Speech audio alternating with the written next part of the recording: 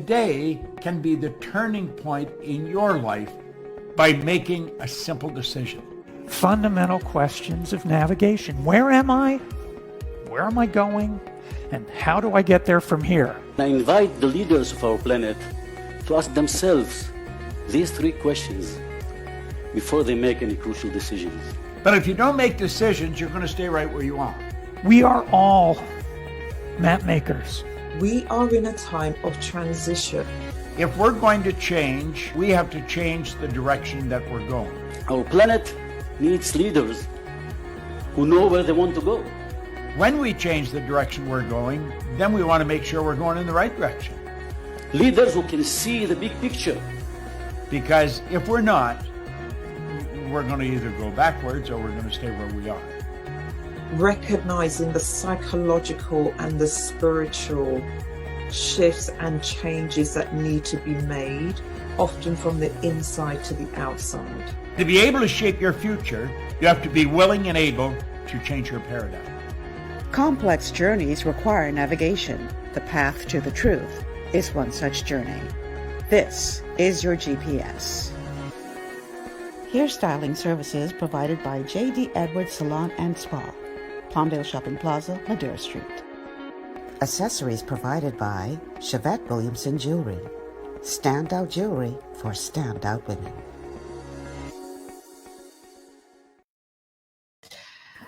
Good afternoon, everyone, and welcome to GPS Global Paradigm Shift on Global 99.5 FM. I'm your host, Michelle Malcolm.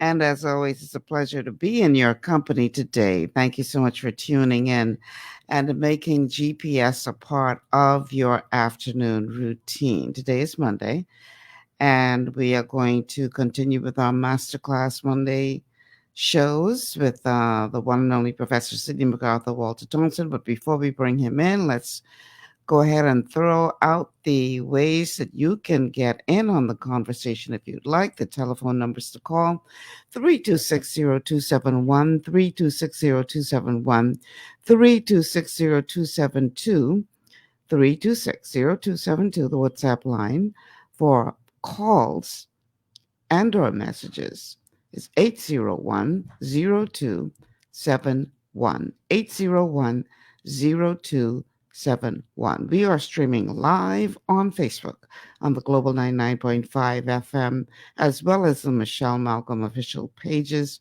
You can also check us out on YouTube on our official channels. And speaking of channels, we're on Cable Bahamas, channel 974. Of course, you can get us by radio. 99.5 FM on the dial here in New Providence. And also welcome to our Grand Bahama audience. And last but by no means least, you can check us out on the Global 99.5 FM app. And that's how you can get in on this. And if you have a question to ask or a comment to make or clarification that you need, then that's the way to get in. So this gentleman that I'm going to bring into the mix right now has been our resident professor, guiding us, giving us some direction as to what makes sense and what doesn't when it comes to the Constitution of the Bahamas being compared to the Bahamas Nationality Act. Professor Sidney MacArthur Walter Thompson, how doest thou?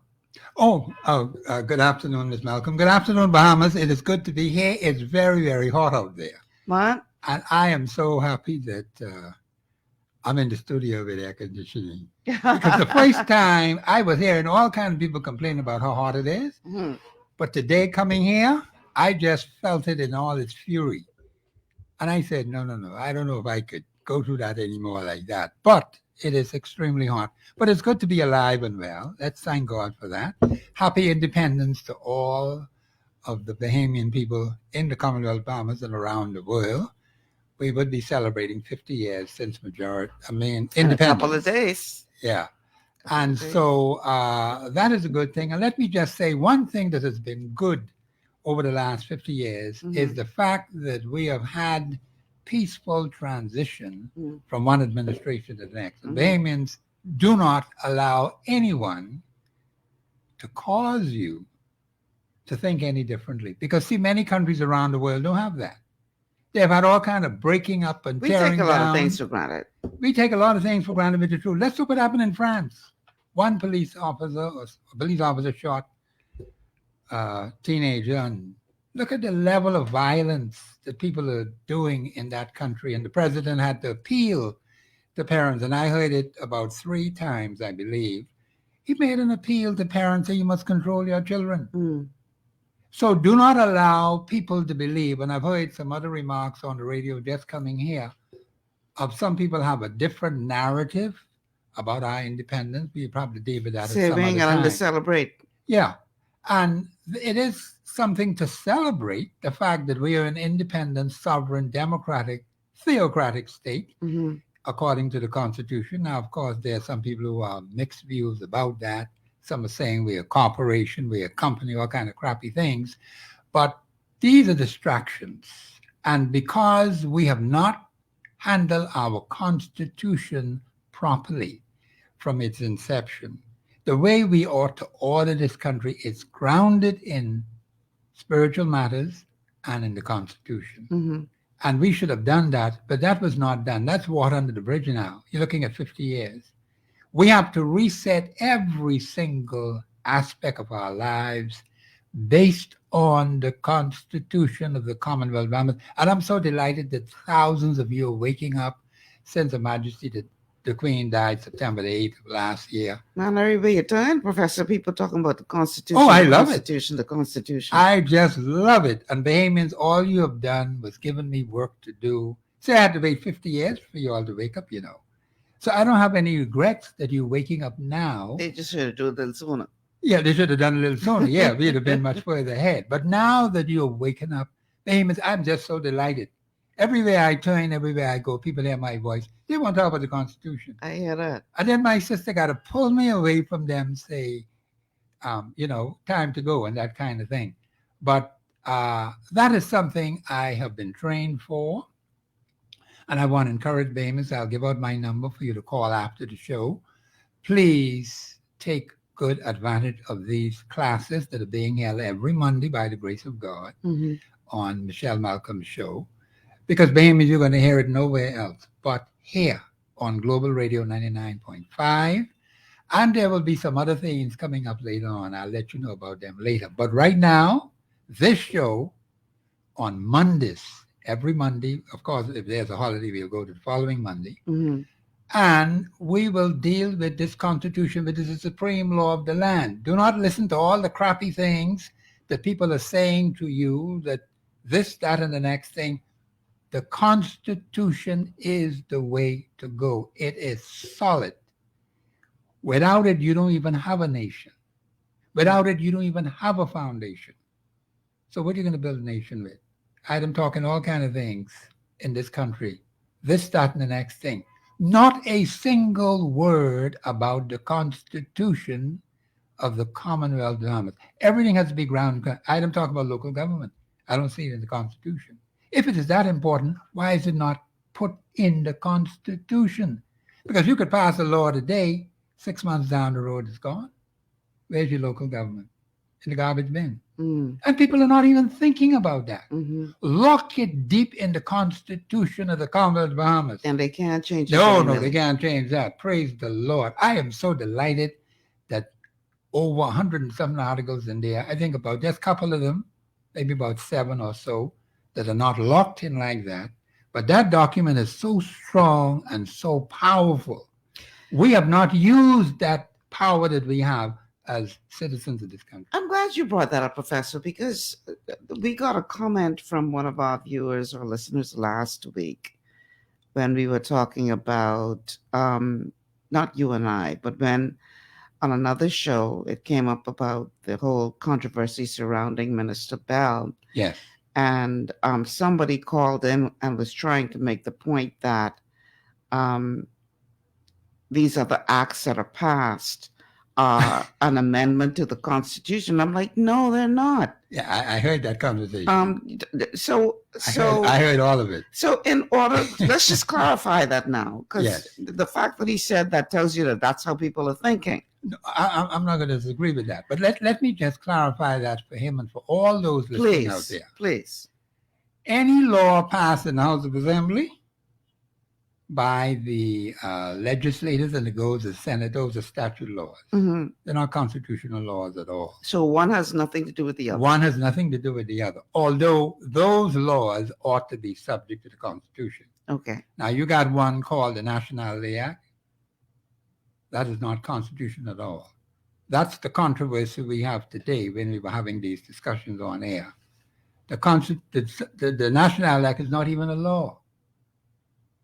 When you check the evidence on it, it has no legal standing, absolutely nothing.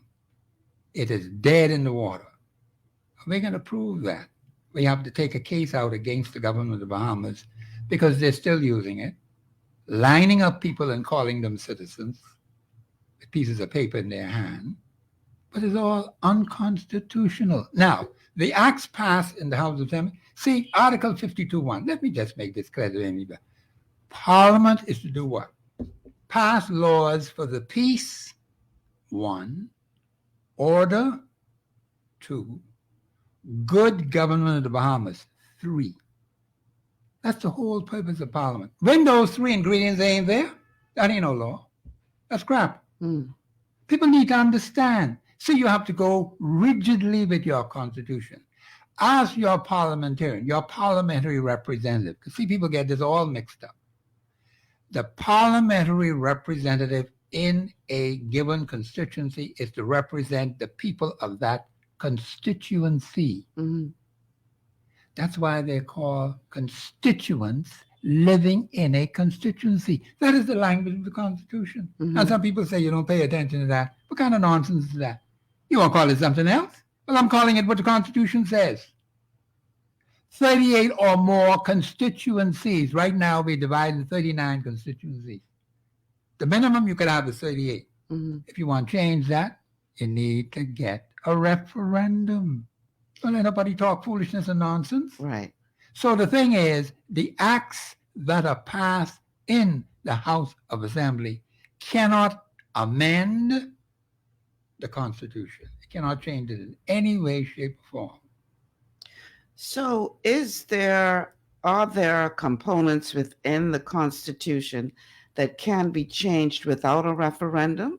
Yes, very, very few. I'll give you an example. Okay. The Attorney General's office. Right. The government of the day and the Parliament of the day made a comfortable position for someone called Director of Public Prosecution. Mm-hmm. And the Attorney General could handle that himself. But the thing is that they could have changed it because people came to me and asked me, say, Professor, can that be done? I said, yes, it could be done. One of the few. Mm-hmm. The thing is that all of the others, with the exception of a few, have to be changed by a referendum. That's the only way you could alter it. So what determines what qualifies as one of those few that does not need an amendment? That does not need a referendum to make changes. What separates those from the rest of the Constitution that does require that you have a referendum to make changes? That's an excellent question. How it's listed in the document is they list articles. Well, I think it's article. I don't remember the article title, but there's a whole article that deals with changing things in the Constitution. Right. All right. And I don't remember all. They have 2 sets. Mm-hmm. You look at those with citizenship. Mm-hmm. All of them have to be changed by a referendum. That's the only way you could deal with that. Okay? Then some others, you got 2/3 of Parliament. Then some others, 3/4 of Parliament. Okay. But the way how it was set up by the Founding Fathers, I think it was a good thing. They meant to do well. And the thing is that, if I'm not mistaken, I think it's Article 52, but I stand to be corrected. All right? Or 54, one of those, which go into detail relating to those articles that can only be changed by a referendum. Mm-hmm. All right? And so what we have to understand is, once we understand what Parliament ought to be doing, in fact, I need to go and dig out all those articles which specifically deal with the work of Parliament, not a political party. Right. See, people get this thing all mixed up, Mm-hmm. and they're in confusion. And we've been that way for the past 50 years plus. But we have to fix that. And so when you hear people speaking, you don't know, is that the parliamentarian?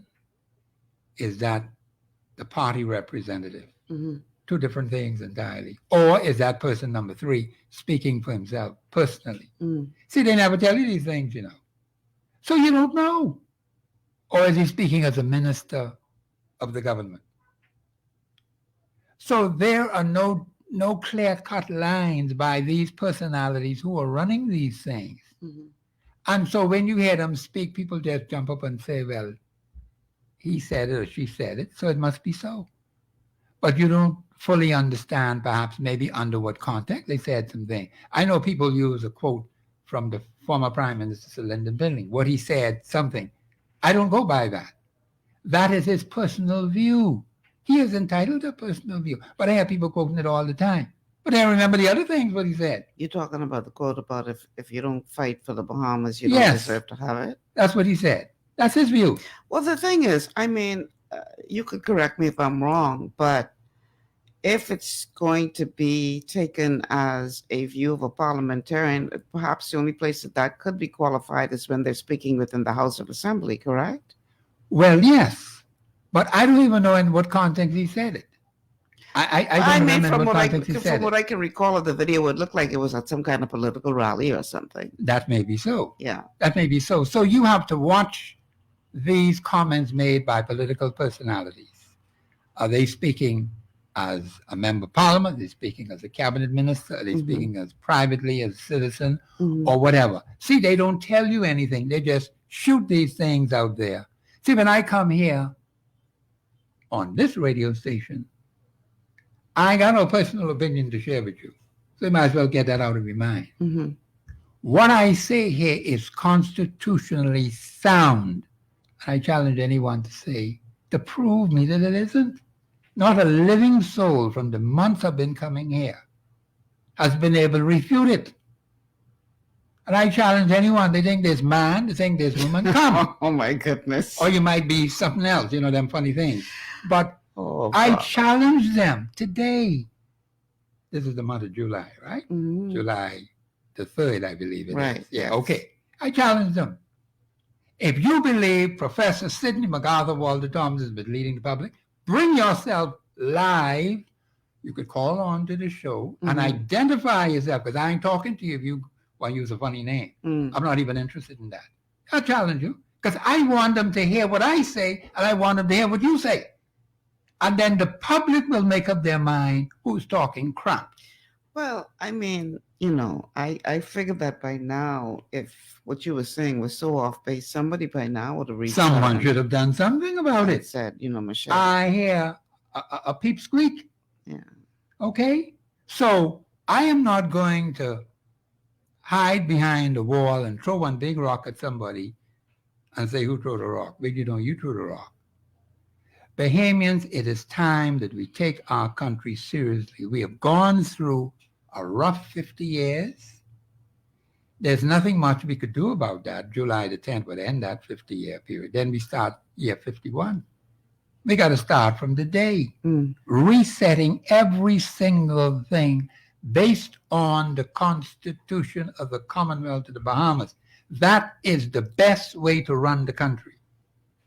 There's no other alternative, no other sound alternative.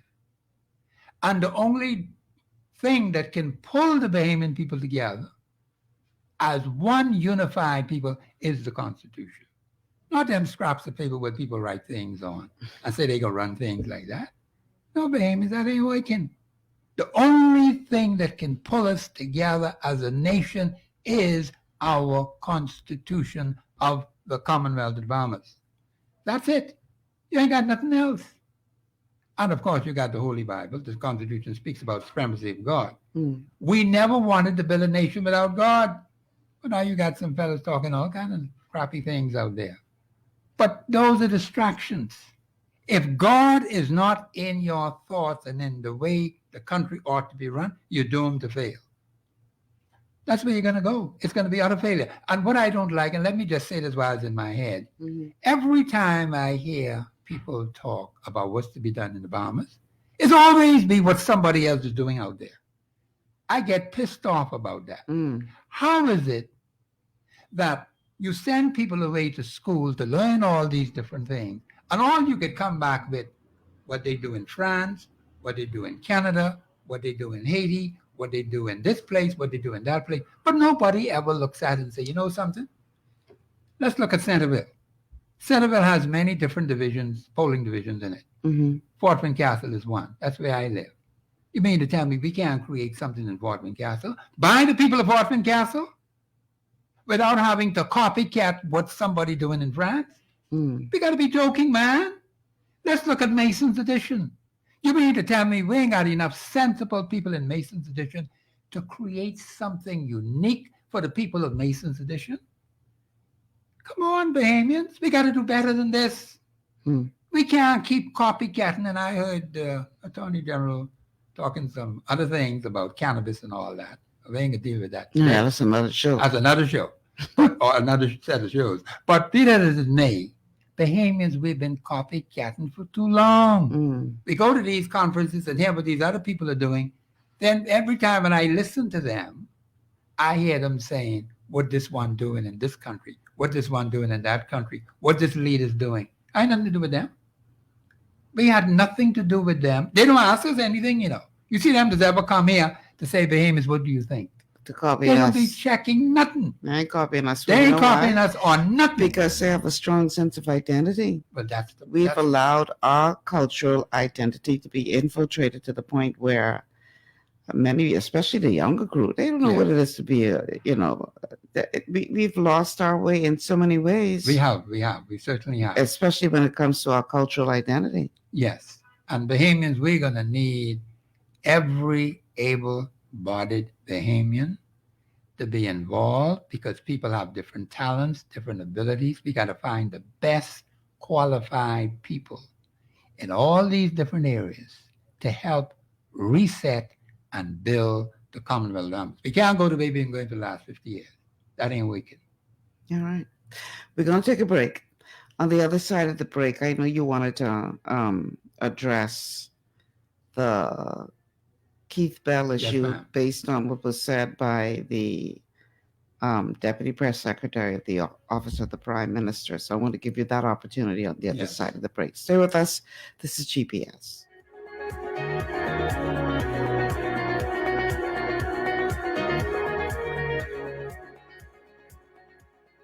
Global paradigm shift will return after this. Understanding your microbiome, also known as your gut ecosystem, can change everything you thought you knew about nutrition, digestion, immunity, and metabolism. Keeping your gut ecosystem healthy and balanced is essential. Ultimate Microbiome by Longevity was specifically formulated to optimize this ecosystem.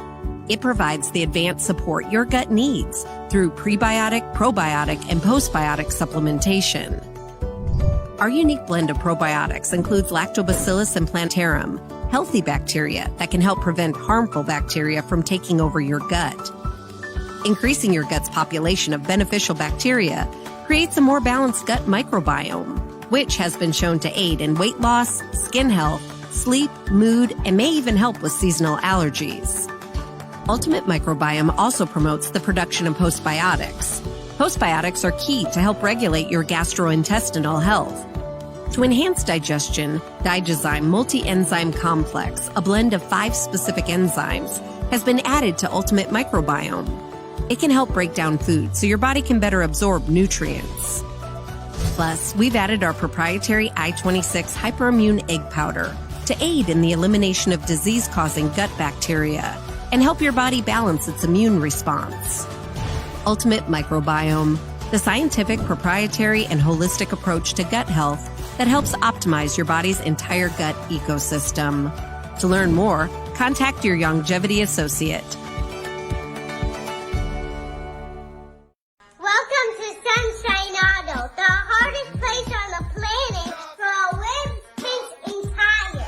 We are your auto superstore for rims, Lexani, Azaras, Trueform, Western, Lux, Fuel, Tracklight, Tough, Rough Racing, Velocity, Mud, All-Terrain, and low-profile tires, cars, homes, and commercial window tinting. At Sunshine Auto, we put God first and customer is king.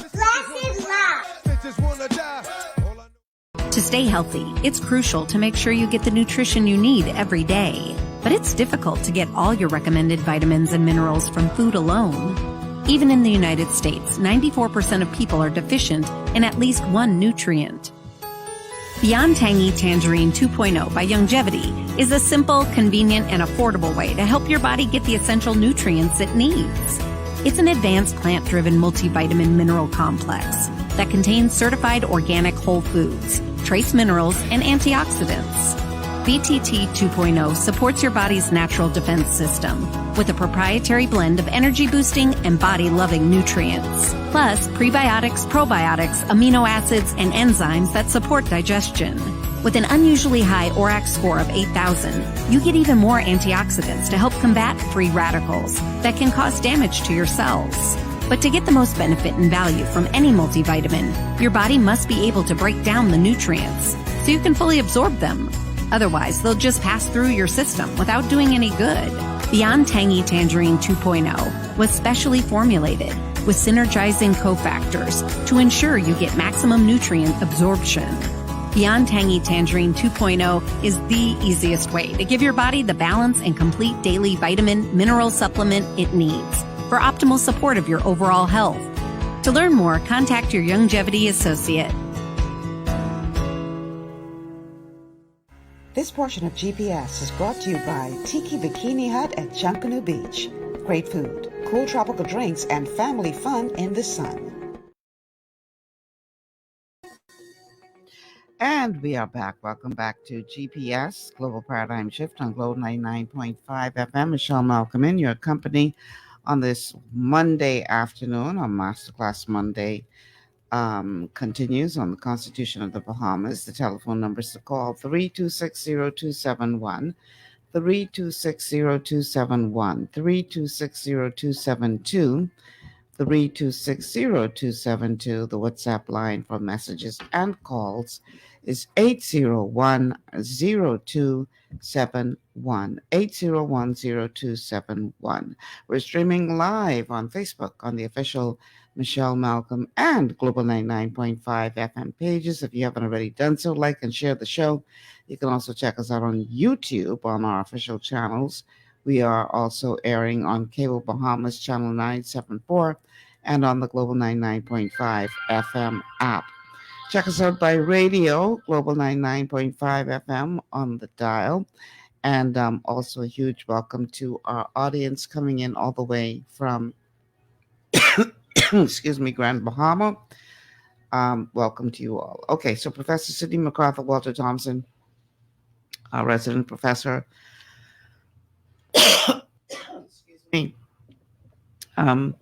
is here to sort of guide us about the Constitution of the Bahamas. And obviously in the last couple of days, there's been all this controversy surrounding one Mr. Keith Bell and what his actions, his unorthodox actions with regard to granting citizenship at the funeral of a gentleman whose wife and children were made citizens. And the minister said he was doing that to fulfill a promise to a dying man. And while he admitted it was unorthodox, both he and the government, the administration are saying that there was nothing legally wrong with what happened there, and therefore they are ignoring calls for him to resign or step down or be removed. So here I'm going to play this clip first, and then I want to hear from you, Professor, about what you think is going on here. Immigration Minister Keith Bell recently facing lots of criticisms for conducting a swearing-in ceremony at a funeral service on Saturday, June 24th. It's a move which he himself dubbed as unorthodox before the swearing-in took place, and former government officials contend that these ceremonies should be held only in government settings. But is that really the case? The law is silent when it comes to a location for swearing-in ceremonies. There is no set location when it comes to where a swearing-in ceremony should take place. That's Deputy Press Secretary Keishla Adderley, and she maintains that Bell was not in defiance of the law. There was nothing sinister, I don't think, about the act. Minister Keith Bell has conceded that it was something that was unorthodox. Certainly no rules or laws were broken in the execution of that swearing-in ceremony. Meantime, former Prime Minister Dr. Hubert Minnis and former Immigration Minister Brent Simonet have called on Prime Minister Philip Davis to dismiss Bell from the cabinet post. So, as for Bell being fired or resigning, the two have discussed, the minister and the prime minister, and certainly it's not something that anyone would like to see happen again. On the flip side, former Immigration Minister Shane Gibson also adding to the conversation. He says he also knew of swearing-ins that did not take place by traditional means. They went outside of the precincts of immigration and swearing. It's not a norm, but it's been done before. Persons were sick. They were home. They couldn't get out. And ministers went and they were sworn in. And persons in the high end, like Vicky, ministers swore people in who resided in those high end areas. But now they got a problem. I mean, I don't quite understand what it is. It's only a ceremony. Now, Bell defended to reporters this past Tuesday that he was fulfilling the wishes of a dying Bahamian man who wanted his family sworn in his presence. Professor, I would love to hear from you with regard to this, because I found it interesting that Shane Gibson, his comments about it's been done before for high-end individuals, and, I guess folks behind the gate or whatever, which is quite interesting. In this case, so we're not talking about a high-end personality, and a lot of people are questioning what relationship did this man have with the minister that made it necessary for him to go that route. But anyway, let's stay focused. So as it relates to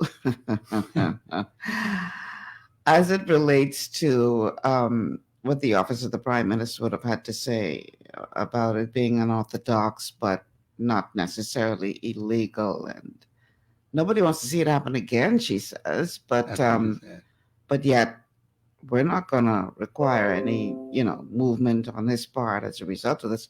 What is your idea on this whole thing? Let me put it to you like this. Mm-hmm. See, by the mere fact that you have no set protocols is a problem. And citizenship business is very serious business. Right. It should not be taken lightly. Mm-hmm. The lady said that, the law is mute on that. Mm-hmm. I mean, how we govern this country? Something as important as swearing in a new personality to be a citizen of Bahamians, that should be a public matter so that everybody who's willing to see it can see it. Mm-hmm. It should not be done in secret, in the bathroom, in somebody's private home, high-end person. Well, what was this? I mean, what have we come to? No wonder why they look at us being so stupid and foolish. High end, low end, low end, middle end, left end, right end, east end, west end. West end. I mean, what are we saying? See, this is why you watch the actions of your leaders. Mm-hmm. That's why I've always said you have to be very careful of the persons you send to do your parliamentary business. Mm-hmm. That has caused us a whole lot of problems. But let us get right to the nitty-gritty, because I don't want to get distracted about the ceremony itself. Right. Because that doesn't mean anything to me. Mm-hmm. But I'll say this. Let us look at the background of the personalities who were given citizenship. Mm-hmm. What is the background of this Haitian gentleman? The Constitution says people who have children, Article 7, Bahamians, the parents are non-Bahamian, as in the case with the children, I think it's 2 children. Mm-hmm. It gives you a set, definite time. At the age of 18, before they turn 19. How old were these children? Not 18. Okay, all right. So automatically they disqualify. What the minister did was wrong.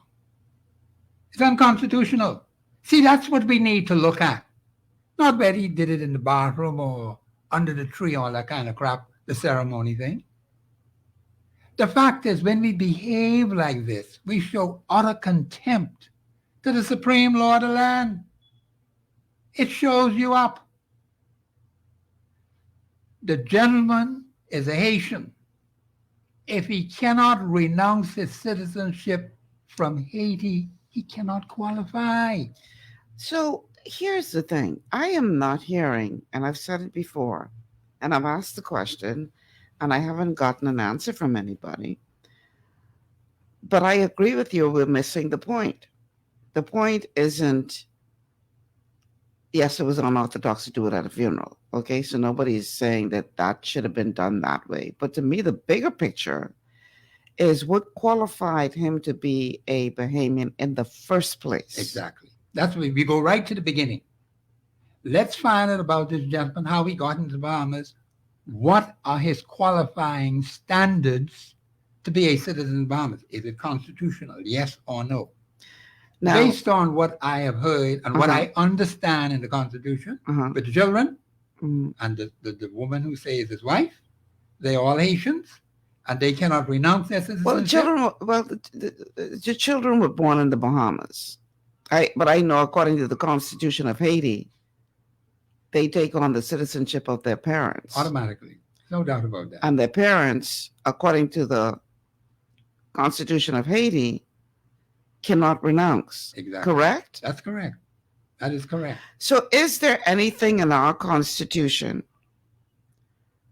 Because the argument has been, he lived here for 25 years and he helped to build a nation, and I know about all of that crap because I never heard about him before. I've heard about him either. So I don't know what major contribution he made to the nation. I think he would have worked, if I heard correctly, at Superwash for many years. Well, he's working for somebody. Yeah. So what do we qualify as building a nation? But anyway, I digress. Yeah.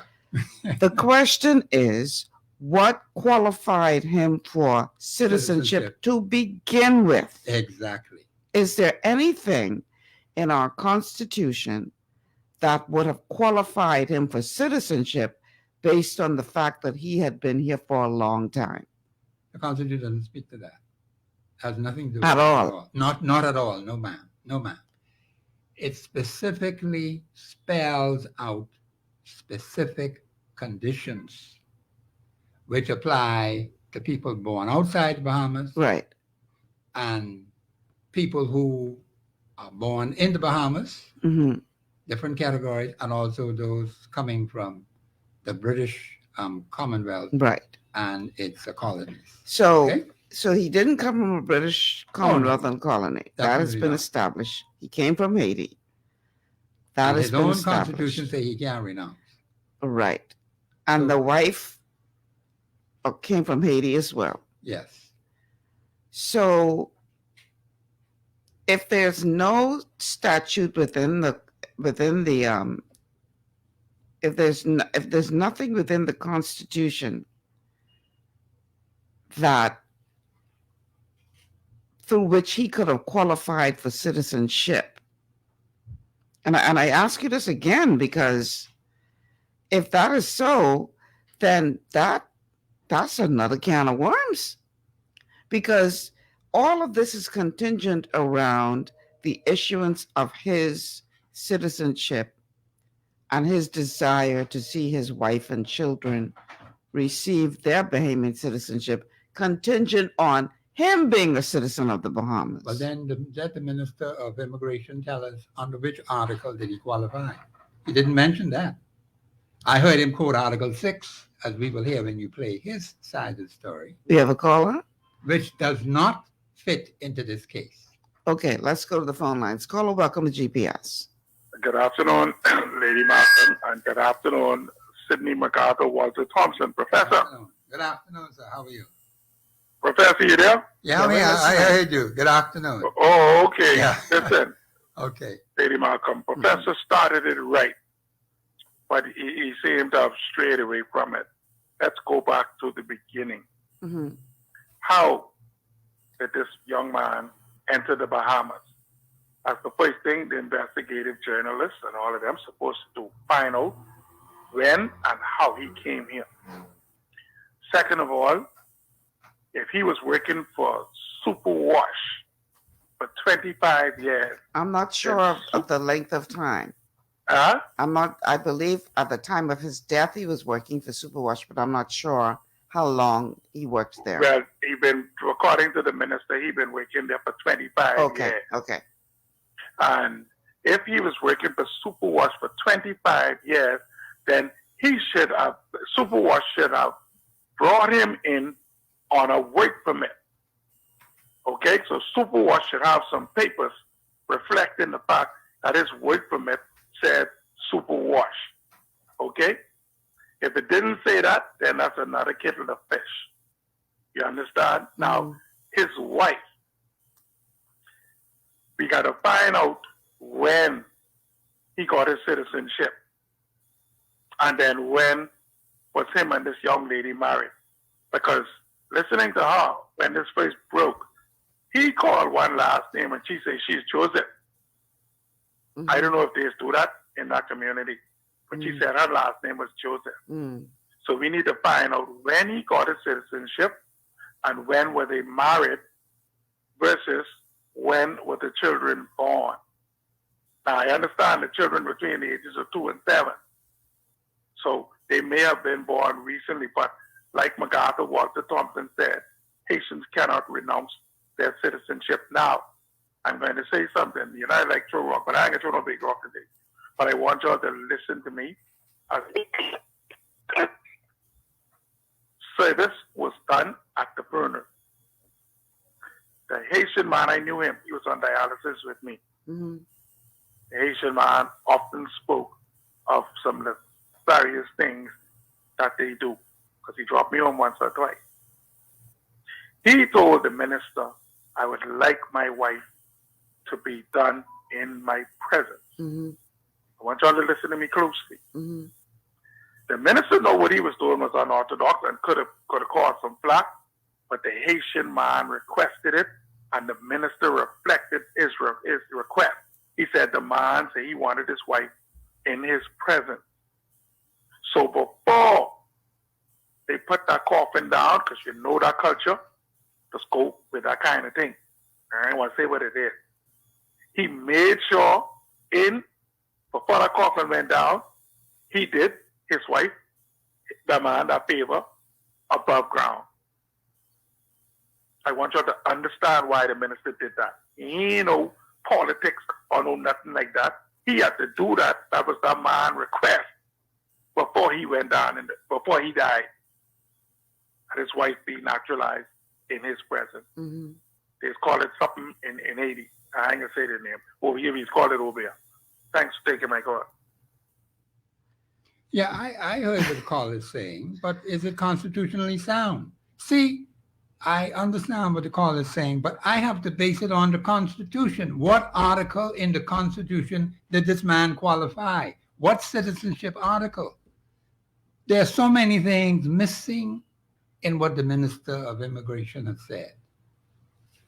So he even quoted Article 6. When you play it, you will hear that, which does not qualify. You're talking about playing his recording, the minister? Yes. Oh, He said it. I didn't pull that for today's show. I'd have to pull that back up and load it up again. Okay, but the thing is that he's saying that every spouse of a Bahamian automatically is a citizen. The answer is no. The Constitution doesn't support that.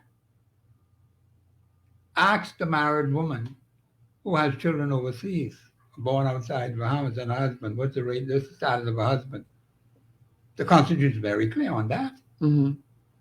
So I don't know where you're getting this nonsense from. what article in the Constitution did this Haitian man qualify under? And let's go right to the beginning, how he got in here, how long was he here? There's so many things in that. A lot of It's unanswered a lot questions. of unanswered questions. Mm-hmm. And so you have to be very careful because the Constitution articles are very specific. They have time limits. Once the time is up, it's up. You know, minister could change that. Okay, let's go to the phone lines. Caller, welcome to GPS. Yes. Good afternoon. Good afternoon. I need you to turn down whatever you're listening to us on and just talk to us through the phone, please, because we're getting feedback. Sorry about that. It's okay. Yeah, I agree. I watched the last show with you, Miss Malcolm. I could appreciate your redness. I mean, with you. When you light up, I could appreciate that. I did not know minutes to call to tell you. I get to feel that. So let me appreciate. I just called to say I appreciate how you doing. But I have a question. Mm-hmm. I see Mr. Pentard them saying they protesting, right? Mm-hmm. And he from where I from. And I know him very well. So I asked a question then. I asked him about the Constitution. And this might come as a surprise to you all. Do you know, I just, I throw that little curveball at them. I say if a person born in the Bahamas, because I already know that basically, at least you all educate me. So now I starting to put that to a test. Mm-hmm. So I asked him, I say if a person born in the Bahamas by non-parents, does that make their kids Bahamian? He said, yeah. Say it again. So I asked him if two non-Bahamians have a kid in the Bahamas, does that automatically make the child a Bahamian? Who you asked this to, Pentard? Mm-hmm. Okay. And tell him if he listen and call and say if it's true or not. Mm-hmm. And he said, yeah. And I go around and report asking politicians, and so I come to the conclusion I don't think they know the Constitution, because I stand by what you all say. What makes, I think, everything going over our head based on how they trying to frame the whole matter. The matter is what made the man a Bahamian. Because I don't care, he could have been here for 50,000 years. Mm-hmm. That still does not make him, you get what I'm trying to say? Right. A Bahamian. Right. And if you cannot renounce, why is this whole issue, you know what I mean? And Keith Bell, I mean, if that's his name, Keith Bell, whatever, Mr. Bell. Mm-hmm. If he stand up and tell and listen to his word real good, he grant the man citizenship based on his dying wish. Yeah. That has nothing to do with our protection as a nation against other. You understand what I'm trying to say? That's what, to me, would make this whole thing, it just makes the whole thing blurry. And nobody, here's my stand as a young man, nobody, including the Prime Minister, came out and said what this man done was wrong. And if you listen to all the wrongs trying to justify, right, what the man name was with Miss Nicole Smith, who gave us citizenship. Shane Gibson? That's a wrong trying to negate, right? What the white guy is who come out, who's saying, oh, well, you should fire him, and then he did wrong. Even though he's saying wrong, all of these wrongs coming out, you know what I mean? And that is why the Bahamian people is where they is. And these people, to me, now that I sitting back, the professor opened my eyes, and I want to tell him, as a young 27, sir, I appreciate that, I respect you, and long live your voice. You see what I saying? Mm-hmm. And I saying that from the bottom of my heart because I did not know, and I get put onto your show. Now that I know, I starting to question, and everybody just as blind as me. I talking about the politicians who leading me. Yeah. So now it causing me step back, and me and my boys, I'm saying, what? Under the tree, we saying, what the hell? Now, we never listen to radio thing. Now, every 2 o'clock, we gathering around like bonfire, listening to you. See, because now you understand what I tried to say? Because we never be playing little reggae here. When we see everybody on their clock, why?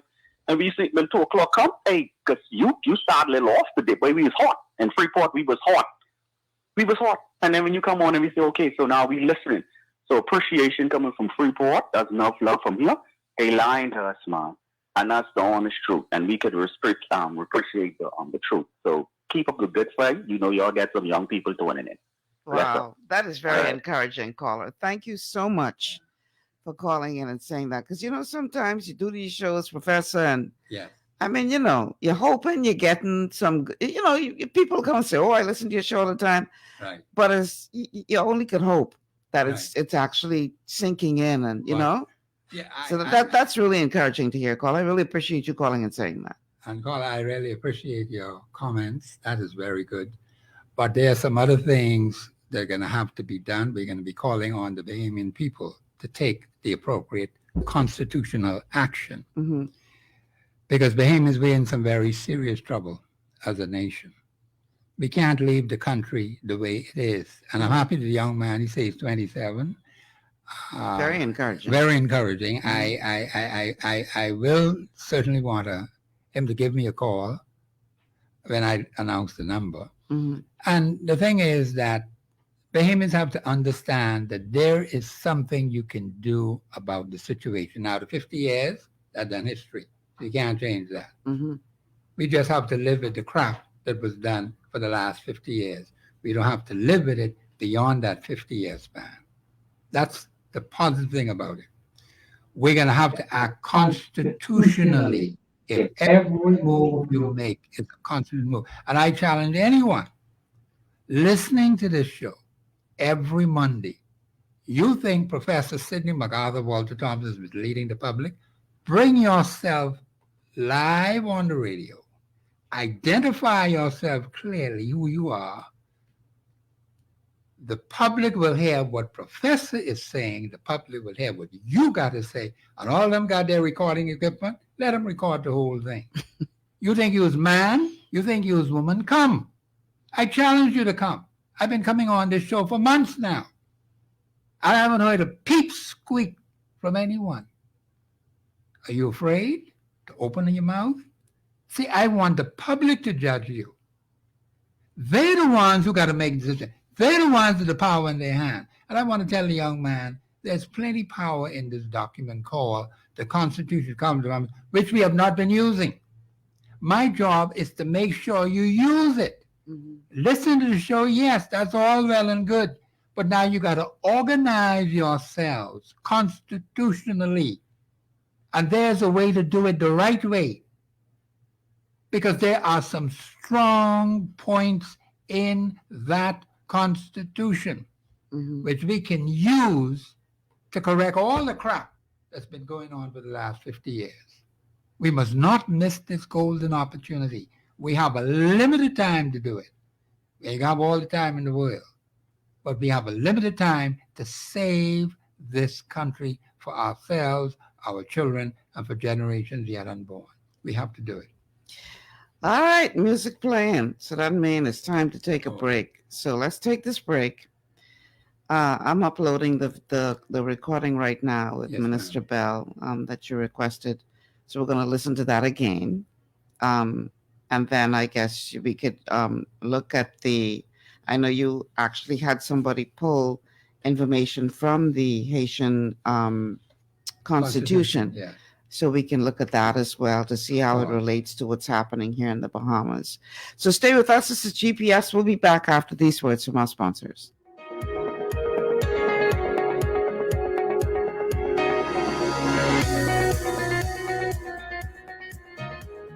Global Paradigm Shift will return after this. Your body's immune system is under constant pressure from things like stress, lack of exercise, and toxins in the environment.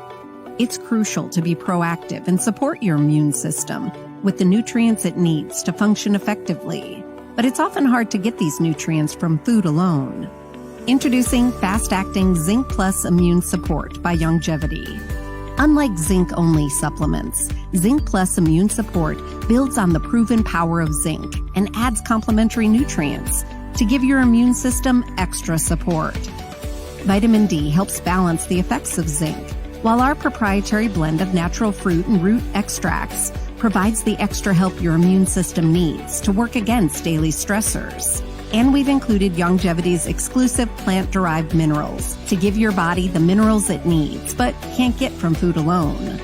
And because Zinc Plus Immune Support is delivered in a great-tasting sugar-free berry-flavored lozenge, it encourages quicker absorption of all these nutrients into your body.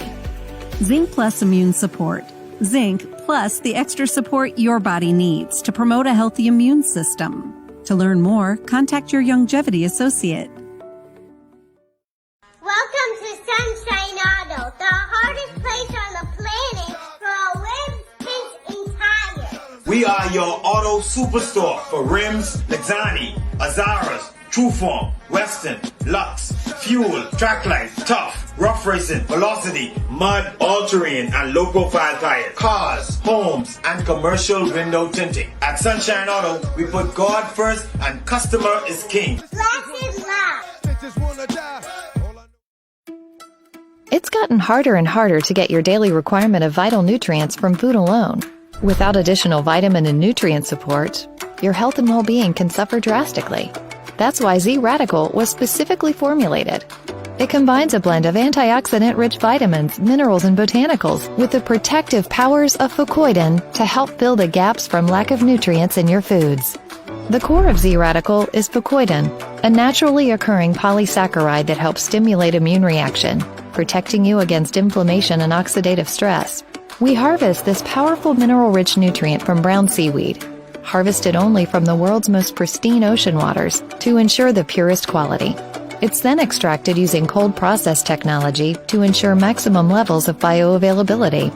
Then we add essential vitamins that help to protect your cardiovascular and nervous systems and are crucial for optimal immune and neurological function. Z-Radical also includes a proprietary blend of delicious antioxidant-rich fruits and berries. This great-tasting combination helps your body combat free radical imbalances that can contribute to a variety of degenerative conditions like arthritis and heart disease. Z-Radical. Experience the power of fucoidan with antioxidant-rich berries, 8 essential vitamins, and more to provide you with potent health benefits. To learn more, contact your Longevity associate.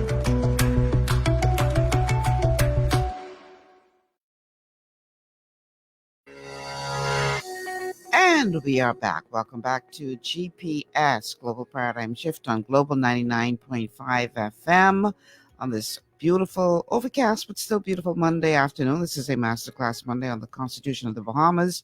Welcome, welcome, welcome. The telephone numbers to call, 3260271, 3260271, 3260272, 3260272. The WhatsApp line for messages and calls is 801-0271, 801-0271. We are streaming live on Facebook on the official Michelle Malcolm and Global 99.5 FM pages. If you haven't already done so, please like and share the show. Let everybody know we're on the air. You can also catch us on YouTube on our official channels. And speaking of channels, on Cape Bahamas, channel 974. You can also download the Global 99.5 FM app to your smart device. Check us out there. And of course, you can catch us on radio, 99.5 on the FM dial here in New Providence. And welcome to our Grand Bahama audience. So let's get Professor Thompson back in here. Okay, so you asked the people to replay the recording with Minister Bell. I'm going to do that now. And then I also have some information pulled from the Haiti Constitution, just for clarification, so we can understand that a bit better, particularly as it relates to questions about who is eligible for becoming a citizen of the Bahamas if they come from the island of Haiti. So first, here is that clip with Keith Bell.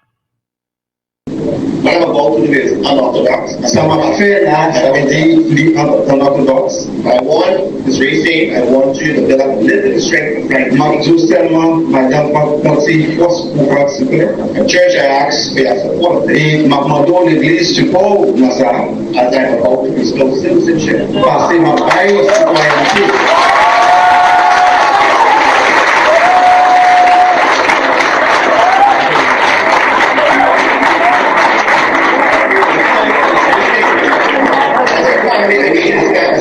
Madame avec famille petite vie au campé.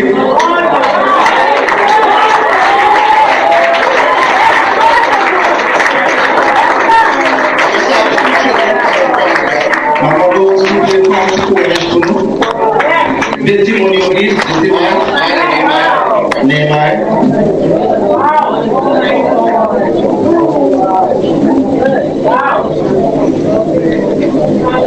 children will have to take the oath. Testimony va lui sermenter, but adults have to take the oath. Mais grand monde lui sermenter.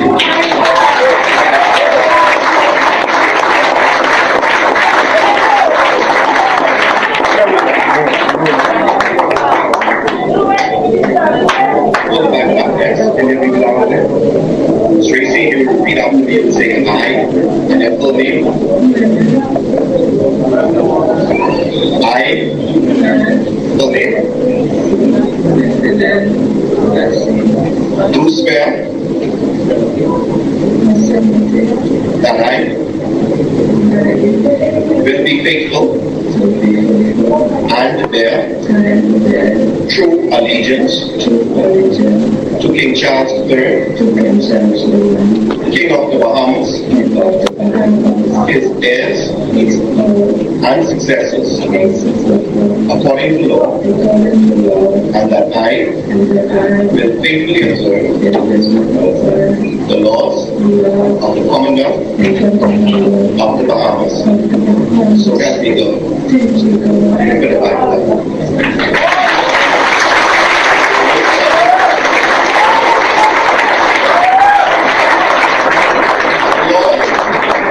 La loi does not allow me to dispense with any part of what I'm doing. And so we will now sing the national anthem. Et quand on a chanté l'hymne national, on va les nous tous taper sur elle. À tout cas, on va commencer tout le monde, s'il vous plaît, taper. C'est parti. À toi. 1, 2, 3.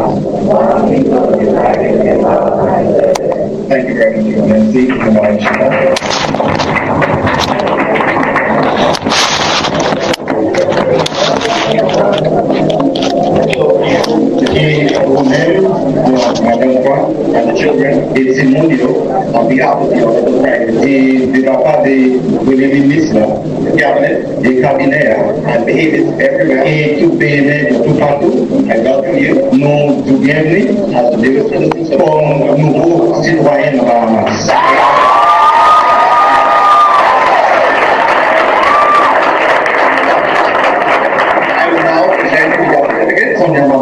Certificate I say that Frank is now resting in peace.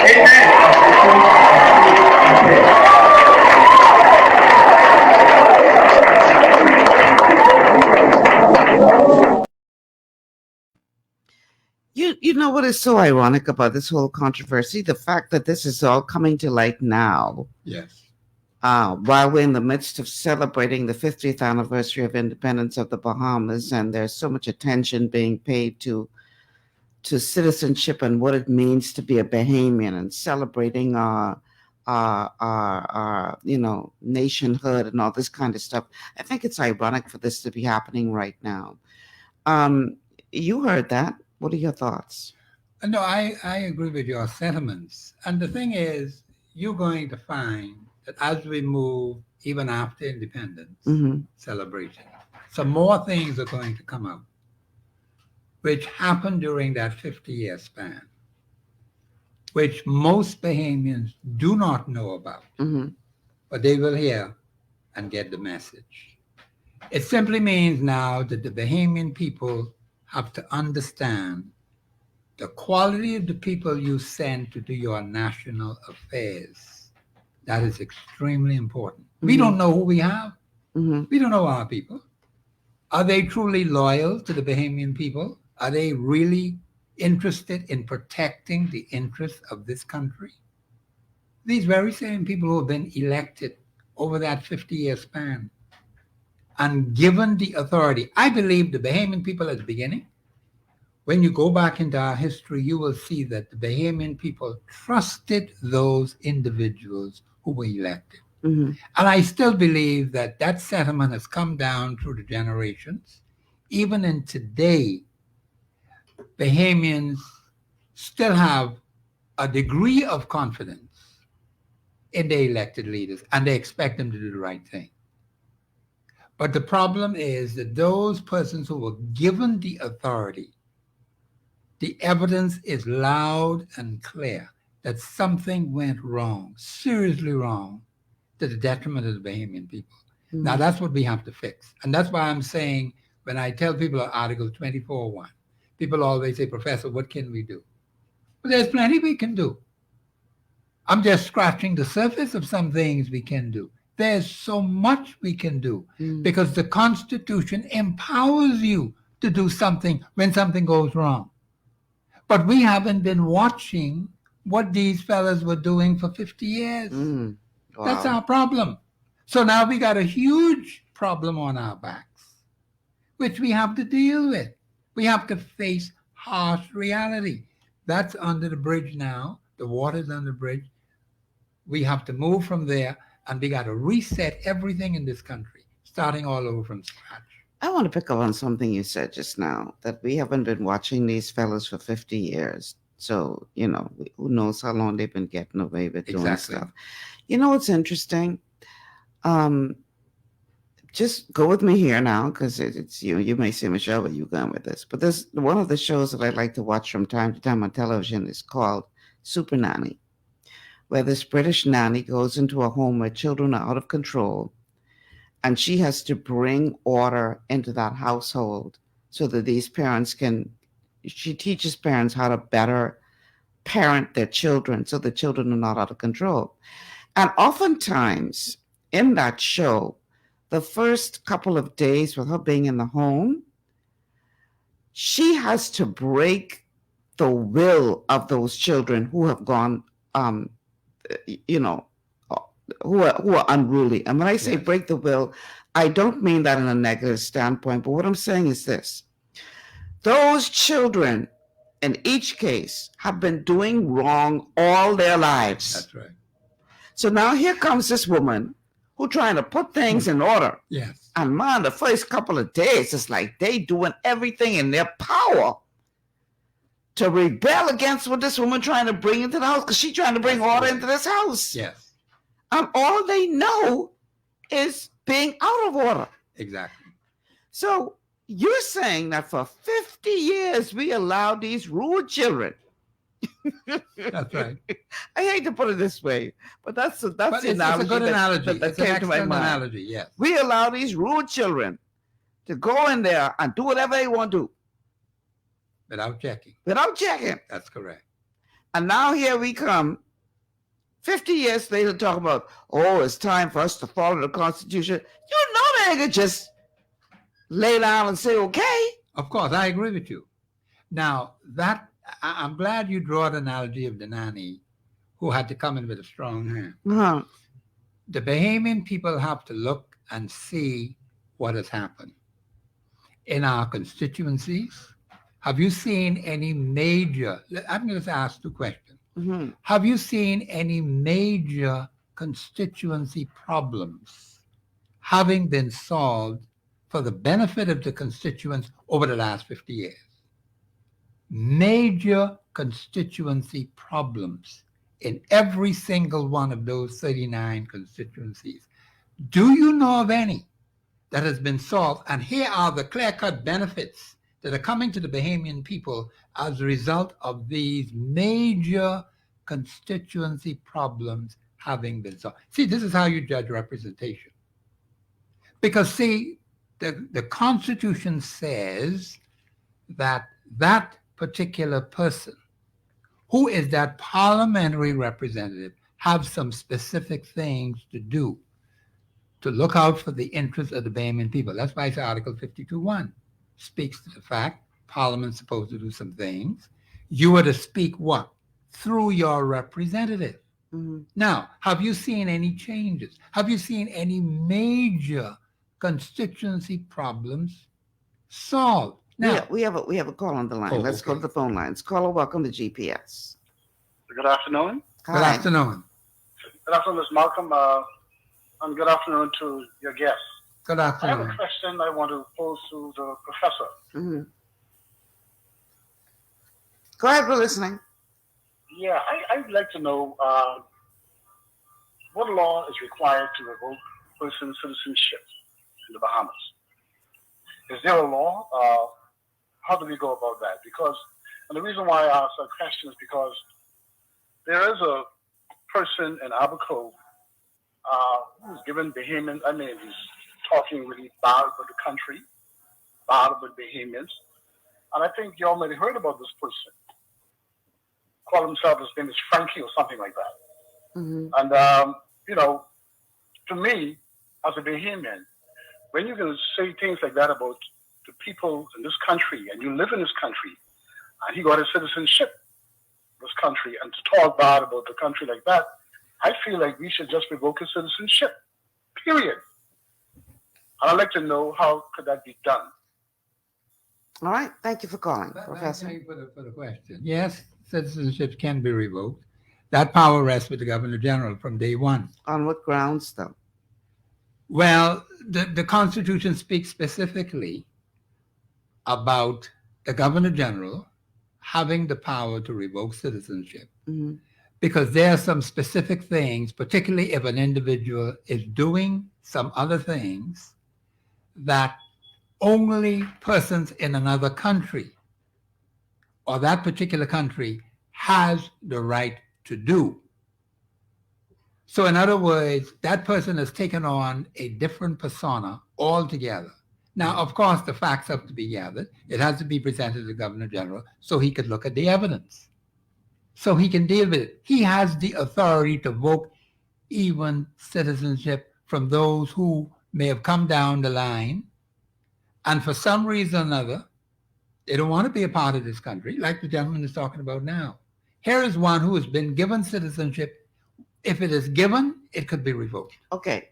D'Amico on Facebook says the Constitution speaks to naturalized citizens showing disaffection for the country. Is that correct? Say that again, I didn't hear that. The Constitution speaks to naturalized citizens showing disaffection for the country.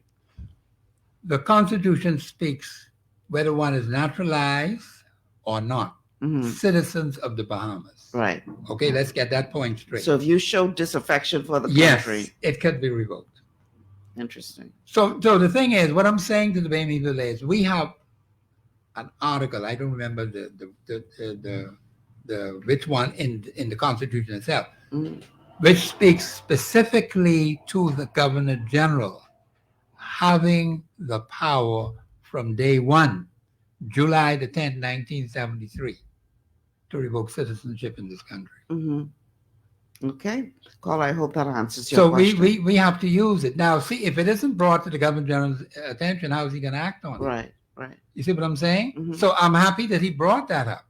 Something could be done about it. Let's record every damn thing that he said. Well, I don't think we have to. I think there's several recordings that are going viral. Okay, then. So we have evidence. We have evidence of an individual who is disloyal to this country, doing crap and foolishness. So we have to do something about it. It always takes one action for some results to be done. And as far as I know, nothing has happened as yet. So how would that process happen? Would any citizen be able to go before or present to the Governor General's office to say, here is a situation that needs to be considered for revocation of that? I'm asked you asked that. That's why we have to check with the Office of Governor General. I'm not sure the specifics of it. The Constitution doesn't speak to the specifics of it, but it says who has the power to deal with this particular situation if it arises. Okay. That's the key. So we have to find out and do a little digging, do a little research on that to see exactly what is the procedure to go through in being able to deal with such a person. All right. I have quite a lengthy comment from Facebook. Let me look this over and see if we can bring this. Yes. It says, Professor Thompson and Ms. Malcolm, let's just say that Mr. Racine had a work permit, and let's say he applied for permanent status, but if his country made a constitutional amendment which prevents him from renouncing his citizenship, how is it the Bahamas government can grant citizenship to someone without changing the Bahamas Constitution according to Article 54.3 B and D 1 and 2 and 54 and B? Okay, it's just that the government of the Bahamas is not going by the Constitution. This is where it takes the Bahamian people putting enormous pressure on the government of the Bahamas to stop them from doing what they're doing. We haven't reached that point yet in our development as a nation. These people have been allowed for 50 years to get away with doing whatever they want to do. So now when you want to bring the hammer down, of course they'll resist. Of course. But resist as much as they will. You just bring it down on them. You just come with more force and more fury than ever before. Because Bahamians, we cannot continue going the way we're going. We won't have any country soon if we let that happen. So in other words, Bahamian people, you are the super nanny. Yes, we are, that's correct. That's why I'm happy that you draw the illustration of the super nanny. Because the thing is, see, the average Bahamian doesn't understand their role in all his of this. real power. Yeah. His role and his real power. I'm going to just make this one point that I'm going to say to the Bahamian people.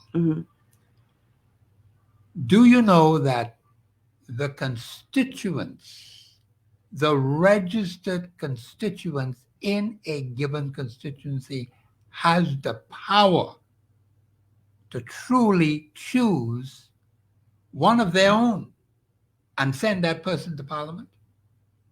That's in your Constitution. We've never done it. We've not been doing it. You know what we have done? We have given that away to a couple of people, somewhere hiding in one room somewhere, cooked up something, and we let them do it for us. We are supposed to be the ones to scrutinize. And we're the ones who are supposed to make any plans, any programs, or any long-term things for that particular constituency where we live. We don't see that happening. We haven't taken on that role yet. Oh, boy. We have allowed some personalities. We got a lot of work to do, Professor. We have plenty of work to do, and Bahamians need to understand we have abdicated our responsibility. The parliamentary representative has to come from the people in that particular constituency. In other words, the people have to be constitutionally organized to work together. There are specific things mentioned in that constitution, what that person ought to have, what we're looking for, what is it that we want to see in that particular individual, what is supposed to be, we are supposed to be as a nation. See, all those things have to be considered.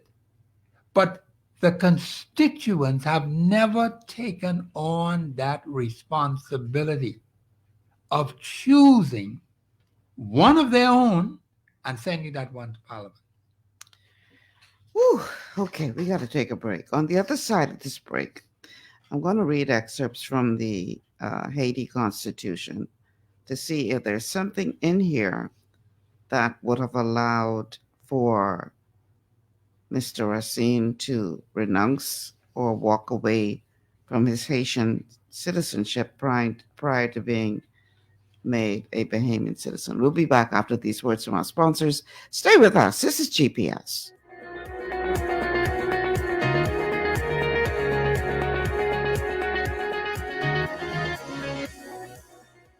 Global Paradigm Shift will return after this. At Lee Air, safety is our #1 priority. Flying since 1996, we offer scheduled flights into Fresh Creek and Mangrove Key Andros and Great Harbor Key, Berry Island, twice daily, 7 days a week. Affordable charter services are also available to anywhere in the Bahamas and the Caribbean. Lee Air Charter Services. Call 225-3267, 702-7127, or 322-1317 for reservations. Understanding your microbiome, also known as your gut ecosystem, can change everything you thought you knew about nutrition, digestion, immunity, and metabolism. Keeping your gut ecosystem healthy and balanced is essential. Ultimate Microbiome by Longevity was specifically formulated to optimize this ecosystem. It provides the advanced support your gut needs through prebiotic, probiotic, and postbiotic supplementation. Our unique blend of probiotics includes Lactobacillus and Plantarum, healthy bacteria that can help prevent harmful bacteria from taking over your gut. Increasing your gut's population of beneficial bacteria creates a more balanced gut microbiome, which has been shown to aid in weight loss, skin health, sleep, mood, and may even help with seasonal allergies. Ultimate Microbiome also promotes the production of postbiotics. Postbiotics are key to help regulate your gastrointestinal health. To enhance digestion, Digizyme Multi-Enzyme Complex, a blend of 5 specific enzymes, has been added to Ultimate Microbiome. It can help break down food so your body can better absorb nutrients. Plus, we've added our proprietary I-26 hyperimmune egg powder to aid in the elimination of disease-causing gut bacteria and help your body balance its immune response. Ultimate Microbiome, the scientific, proprietary, and holistic approach to gut health that helps optimize your body's entire gut ecosystem. To learn more, contact your Longevity associate. For all your building needs, it's Carib Construction and Project Management on Gladstone Road. We build it all. Schools, homes, hotels, and more, including structures requiring a Phase 3 electrical contractor. We also provide project management services. The first step towards your dream building begins at Carib Construction and Project Management. Call us at 376-1556 or 341-4466. One of the things I love about the mailboat is their relationship with Bahamas Air. I can earn travel points on my international freight and redeem them when I fly. For me, online shopping is easy with Mailboat's U.S. addresses and regular freight delivery to Nassau. Plus, I can always prepay customs and freight, and they always notify me when my package arrives. Yeah, a lot of people think the Mailboat is just for shipping, but they also offer a safe and secure storage facility at affordable rates, all in a central, convenient location. We also offer passenger service into Freeport multiple times per week with a seating capacity of over 450 persons. With family movies on large screens, one hot meal included, and on-board lounge for snacks and soft drinks. We're the Mailboat. We're bridging people, products, and places.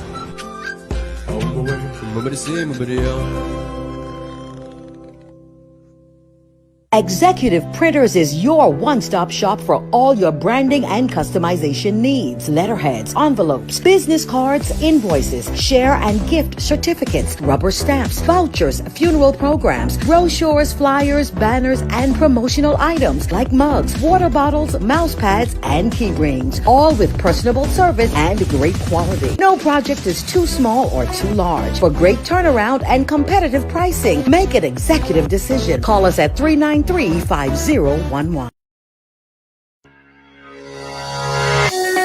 right, welcome back to GPS Global Paradigm Shift on Global 99.5 FM. Michelle Malcolm here in your company with Professor Sidney MacArthur Walter Thompson.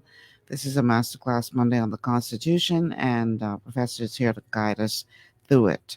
We are streaming live on Facebook on the official Michelle Malcolm and Global 99.5 FM pages. If you haven't already done so, it's not too late to like and share the show. We're also airing on YouTube on our official channels, and we're on Cable Bahamas, channel 974. You can call in 3260271, 3260271, 3260272, 3260272, the WhatsApp line for messages or calls, 801-0271, 801-0271. Download us on the Global 99.5 FM app. And you can also listen to us by way of radio, 99.5 on the FM dial here in New Providence. And a big welcome to our Grand Bahama audience as well. Okay. I want to read a couple of excerpts from the Haitian Constitution to give us a better understanding of what it says and how that affects what's happening here in the Bahamas. So, there's a section called Standing Descent. A child, regardless of where they are born, is considered Haitian if both parents are native-born citizens of Haiti. That's one. Mm-hmm. Next, standing naturalization. Naturalization is possible, yet can only be obtained after a continuous period of Haitian residence for 5 years. A naturalized citizen has the right to vote, but is not eligible to hold public office until 5 years after their date of naturalization, and excluding those offices reserved for native-born Haitians by constitutional law. So that's talking about if you want to become a naturalized citizen of Haiti. And we don't have that in our Constitution. Mm-hmm. Okay, there's no difference between the native-born Bahamian and the naturalized Bahamian. Okay. So the man get naturalized today, he won't run in the House of Assembly, he could run. And there's nothing in our Constitution. There's nothing in the Constitution that stops him from doing it. Okay. See, these are the things we need to look at very carefully. And I appreciate what the Founding Fathers did. I think what they did was they gave us something to work with, but what has happened is we have not been examining the changing times. Things have changed since 50 years ago. Mm-hmm.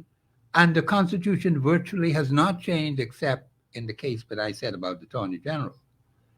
But it has remained the same. For example, we got a Constitution that says, Her Majesty the Queen. In all those articles relating to Her Majesty the Queen, we have to change that. There's no more Queen. Mm-hmm. We can't take these things lightly. Okay. So we have to work on it. Let me keep reading from this. Yes, that's good. That's good reading. Dual citizenship. In recent years, and again, for those of you who missed it, this is sections, highlights from the Haitian Constitution. In recent years, there has been discussion about a constitutional amendment to change Haiti's stance against dual nationality. Yet, while feelings have begun to lean towards acceptance of dual citizenship, Policy has yet to change.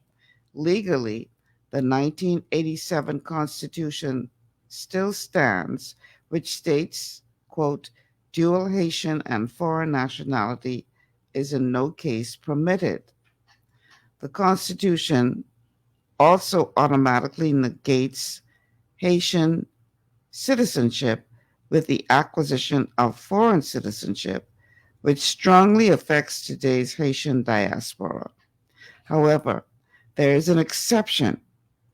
A child with Haitian parents born outside of Haiti may duly acquire the citizenship of their birth country. At the age of 18, the child must renounce one of their nationalities. Okay, interesting. Haiti's National Gazette, now I was never good in French, Le Moniteur, Whatever it is, indicates that dual citizenship was legalized in Haiti in June 2012 when the 1987 Constitution was amended to remove the prohibition against the holding of foreign citizenship by Haitians, June 19, 2012. Prior to this amendment, conditions for losing citizenship included naturalization in another country or working in a political position in the service of a foreign government. Haiti, 1987, Article 13. The constitutional amendments were originally approved by legislators in May 2011, and some media sources suggested at the time that dual citizenship had been immediately legalized. However, the amendments did not become law until they were published in the National Gazette on June 19, 2012. Okay, it has some things in brackets, but I'm not sure.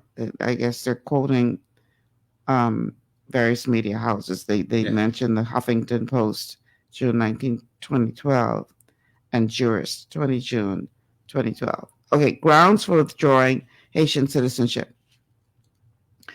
Article 13 of the 1987 Constitution explains how Haitian citizenship can be lost. Acquiring citizenship of a foreign country through naturalization, serving a foreign government in office, if not a native Haitian but naturalized, residing abroad for 3 years without authorization. This loss is permanent. Voluntarily withdrawing citizenship must take place before the Justice Department Port-au-Prince in Haiti. It is not possible to reclaim citizenship lost involuntarily. What do you make of that? The thing is that if they have to renounce at that time, when that was enforced, they had to renounce in Haiti. Okay. They had to go there, Port-au-Prince, Haiti, to renounce prior to 2012. And we have had any number of Haitian nationals who have received citizenship in this country, never went to Haiti to renounce, have no renunciation whatsoever, but they say they're now Bahamians. Okay. But now, since 2012, they can't renounce at all. But this is a bit confusing because on the one hand, it says that they can't renounce, but on the other hand, it says that they can lose their citizenship if they acquire citizenship of a foreign country through naturalization. Yes. So that obviously happened with Mr. Racine. He became a naturalized citizen of the Bahamas, so he would have lost his Haitian citizenship at that time. The point is, what does our Constitution say? As it relates to what qualified him. Right. So we have to look at that because that takes precedence. Okay. See, the problem in our country is that we get confused as to what other people are doing. While it is good to understand what the Haitian Constitution is saying from that end, in Haiti. We have to understand what our Constitution says about people from Haiti and how they could be citizens or not be citizens in the Commonwealth of the Bahamas. Okay. The problem has been where we have not paid attention to detail. There are every single article in the citizenship listing there in the Constitution. It has dates and times. Okay. In the Nationality Act, which is full of crap, they talk about full age. Okay, what does that mean? I mean, the fellow could be 55. You say he's full age. And if the minister thinks, if it satisfies the minister, what kind of nonsense is that? There are specific dates and times, and some of them already passed. You can't do nothing with that. It's already entrenched in the Constitution. The dates and times have already passed for some of those articles. So nobody could get any citizenship under them. So all I'm simply saying is that we have to pay close attention to what our Constitution says. Dates, times, location, and everything else. But in the case with the Haitians, we already know from 2012 they can't renounce. There's no opportunity for them to renounce. But now they want them to gain citizenship in other people's country, which is an advantage to them.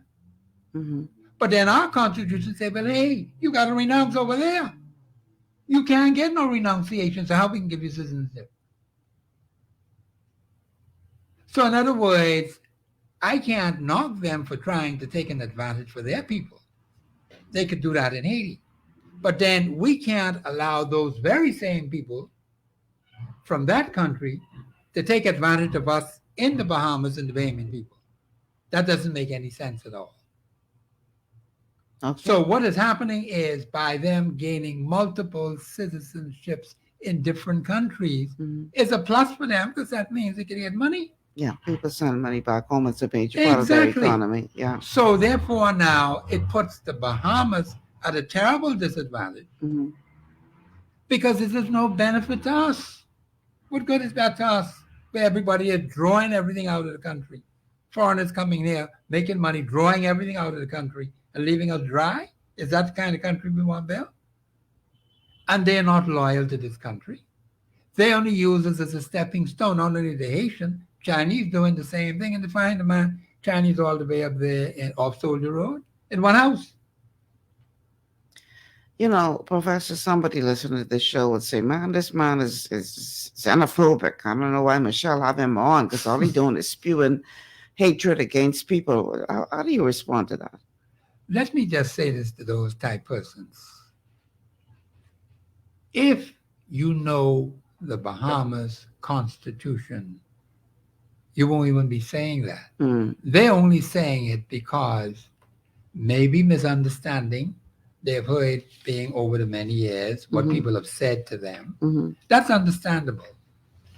But they need to listen and they need to learn the Constitution of Bahamas. Remember now, we went through every single article in the Constitution for the benefit of the Bahamian people. Well, we got stuck after a while. We got stuck after a while, yeah, yes. because we didn't get through the whole thing yet. No, we haven't. But there's a whole lot of things in there that we have to deal with. Right. But we got stuck because what came to light with the Nationality Act. Now, he may be operating under that. And I suspect that he is. But that ain't no law.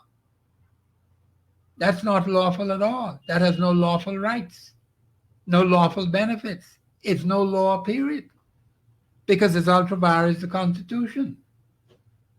So if you're going to grant citizenship, and you have to take that very seriously, it has to be done constitutionally. Is the government of the Bahamas acting constitutionally in granting citizenship? In the case if they're using the Nationality Act, which they're using, the answer is no. It's unconstitutional. The Constitution doesn't support it. So we can't just sit back and allow the minister or the government of the Bahamas, because he ran under them, and say, They're the ones who approve it. Well, fine. The government of the Bahamas. And so we have to look at this and say, is the government of the Bahamas acting constitutionally? The answer, as I know and understand, is no. Now, the Bahamian people have to see it. Is it true? Is it what Professor Thompson is saying on the radio? Is that true or false? Well, all you have to do is challenge it. I say to anyone out there who believes that Professor Thompson is misleading the public or saying things that are not constitutionally sound, let your voice be heard.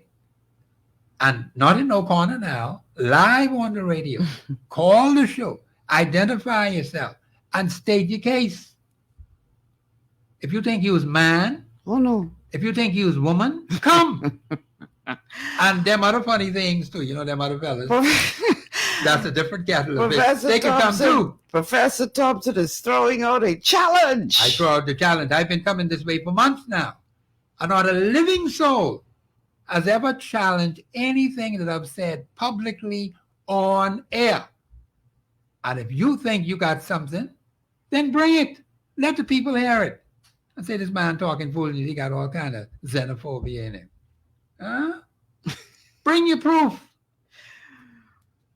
That's what I want the Bahamian people to do. We got to take a break. Challenge. Oh, yeah. They issuing a challenge. Right on the air, live, so everybody can hear every word that I say, every word that they say, and they got all them recording equipment out there. I want them to record everything what I say. I got no problem with that. And record with everything what they say. So you could play the two together and say, you know what he said?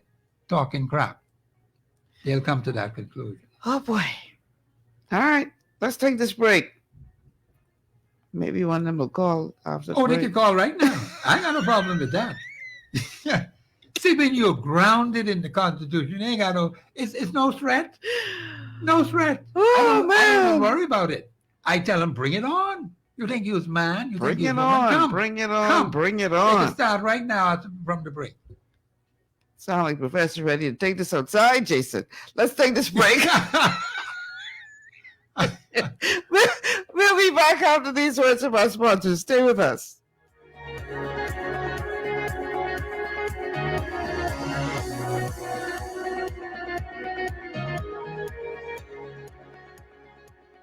Global Paradigm Shift will return after this. Blood sugar levels play a key role in your appetite, weight gain, and overall health. When you have a blood sugar spike, you can feel confused, dizzy, and even have increased cravings. Eating carbohydrates, sugary or fatty foods, and not exercising can all cause blood sugar spikes.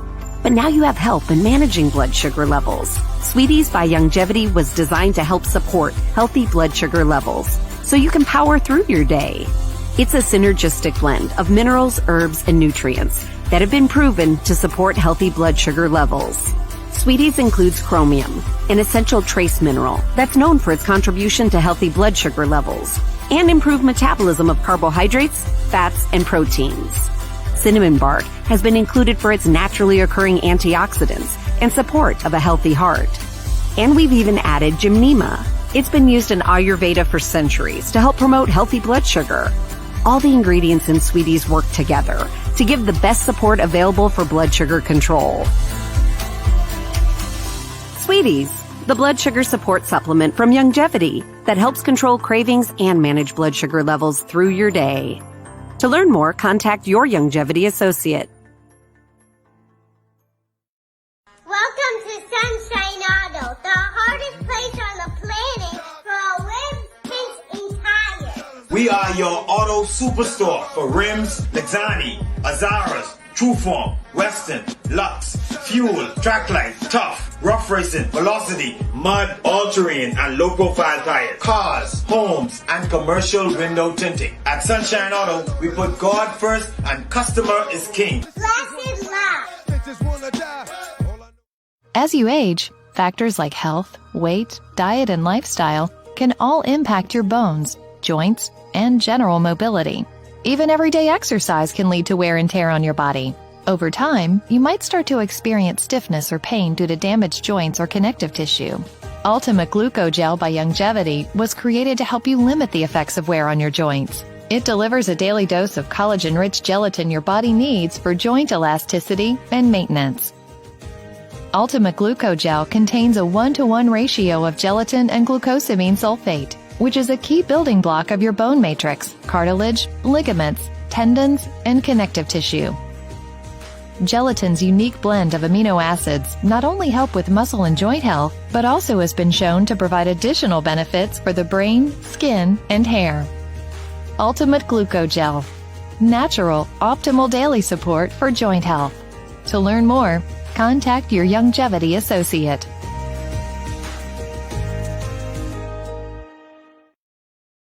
Radio 99.5. Welcome back to GPS Global Paradigm Shift on Global 99.5 FM. Michelle Malcolm, along with Professor Sidney MacArthur, Walter Thompson, on this masterclass Monday on the Constitution. So prior to the break, Professor Thompson threw out a challenge. Now, there's somebody halfway responded to your challenge. I say halfway because we don't have a name. Yes. We don't know where it's coming from. But it says, good afternoon. Your guest gave so many misleading answers concerning some questions that were asked, or he didn't even answer some. Okay. That is coming in from Anonymous. Now, I'll say to that anonymous person, identify yourself, call live on the Global Radio Network when I'm on the air, identify yourself, put the things to the public where you claim Professor Sidney MacArthur Walter Thompson has been misleading the public. Bring the evidence, bring the proof. They will hear what you say, they will hear what I say, and the public will be the judge. I want the people to judge me. I want them to determine whether Professor Thompson is misleading the public, yes or no. Come. You think you was man or you think you was woman? Come. Don't hide behind no text. Okay. No anonymous. No. That ain't gonna do. Come. Come and identify yourself. Here's another text coming in by way of WhatsApp. It says, what Minister of Immigration Keith Bell did in giving out citizenship was a deliberate act to lock in or secure the Haitian Bahamian voting bloc support for the PLP in the next election in 3 or so years. The FNM did similar crap. What we need now, moving forward, no more giving out Bahamian citizenship with rights to vote. What we need now, moving forward, is giving out some form of residency with no right to vote. We cannot afford to keep feeding the FNM and PLP with their wicked, irregular, non-Bahamian voting bloc. That's a text. There's a lot of strength in that text. The thing is that, we got to be very careful with the citizenship thing, because truly now they have the right to vote. And, it's something that the Bahamian people have to look at very seriously. You can't just have a whole army of people becoming citizens. Equal with you could be your prime minister the very next day, and then you caught off guard. But this is something we have seen happen for 50 years. We've done nothing about it. So it means that we have to be organized, right? And do some serious discussion. We have talented people out there who are well-trained, well able to help this particular case. This is not a fight for one particular person. Because the people who called me said, what is it that they can do? I said, there's a lot that you can do. And I specifically gave them some specific clear-cut directions as to how they can start. And I gave them some warnings what not to get involved in. I won't say that over the air, but I say that to them privately. Because I know the dangers that are out there. See, I'm a tough veteran, I know my Bahamian people. And we want to see progress. We don't want to stay in a state where 50 years later, we're still back at zero. That doesn't make any sense. Everything has to be reset in this country from July the 11th of this year. We have to do it. And if we don't do it, well, we can have problems, serious problems like you've never had before. Because look at what is happening in Sudan. How the country has been broken up into two pieces now, north and south. Look what has happened in France, where the shooting of one person by the police triggered off all kind of riots all across France. 45,000 police officers the government had to put on the streets to try to quell it. How many we got here? 3,000 at the most, and probably plenty of them are just like not full-time police, but part-time police officers. Reservists, yes. All I'm simply saying is, in the Bahamas, and let me stress this, I mentioned it earlier in the show, we've had peaceful transitions from the very beginning. Do not let anybody interfere with that. I don't think there's any country in this region, not even in the great United States, where they've had peaceful transition from one administration over the next. January 6th. January 6th is what I'm thinking of. Yeah, that's a reminder. So Bahamians, be very careful now. We can bring change constitutionally, and we have to understand our Constitution. I am delighted. In the last election, you couldn't even hear a pin drop. Not even the leaf was blowing. We got to wrap it up. We got less than a minute. Yes, okay, let me let you go then. Professor. You get me tanked up now. You know I can keep going till the man come back. We got to save some of that for next week, Monday. Exactly. Yeah. God willing. All right. No, next week, Monday's a holiday. That's a holiday, yeah. That's our Independence Day. Independence Day.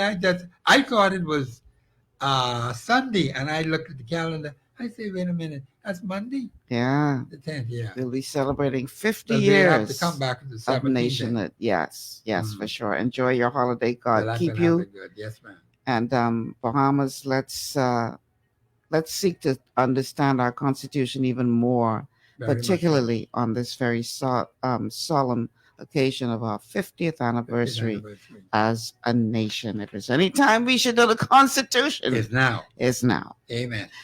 Until then, I'm Michelle Malcolm. Thank you so much for tuning in on this Masterclass Mondays. Don't miss tomorrow. We're going to have part 2 of the Kingdom Jubilee Alliance. Remember all that upstir they caused last week, Tuesday? Yeah. Yeah, we're going back there again. We're going to be doing that tomorrow. So I'll see you guys then, God willing. Take care and have a good afternoon, everybody.